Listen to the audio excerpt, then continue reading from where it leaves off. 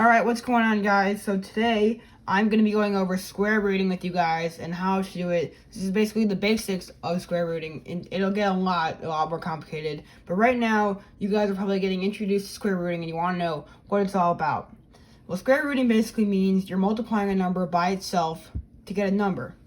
Now, I have my first example here, which is 100. Now, I need to think of a set of values, a number times itself, to equal 10. So basically, I need to think, let's see, 8 times 8, that's 64, it's not 100.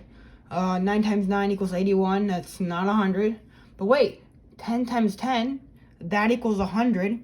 So we know that any variable multiplied itself, that is the square root of that number. So 10 times 10 equals 100. That is good. So the square root of 100 equals 10.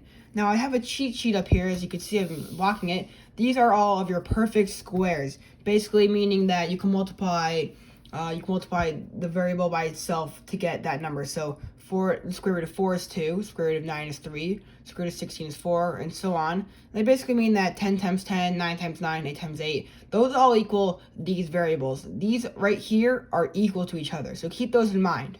Now for our next equation, or next step right here, this is going to be a little bit different because, as you can see here, 50 square root of 50 is not listed on here, and it's not a perfect square like these over here.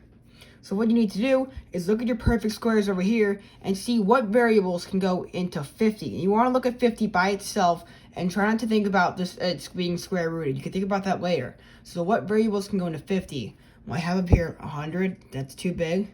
81, that's too big. 64 is too big. 49 is right on 50, but it's too small. It can't go into 49. 36, nope. And then we get down to 25. Let me think. Oh, 25 times 2. So basically, what I'll have is root 25 times root 2. And that is basically that in a simplified version. Now, if I look over here, oh, wait a minute. Root 25 equals to 5, because 5 times 5 equals 25. So I can simplify this even more, and that'll give me 5 root 2. So basically, square root of 50 equals 5 root 2. Now these right here are probably the two most simple and easy equations that you're probably going to find. And hopefully this helped you guys with your square rooting. And yeah, make sure to leave a like on the video if you understand this more. And yeah, thanks for watching.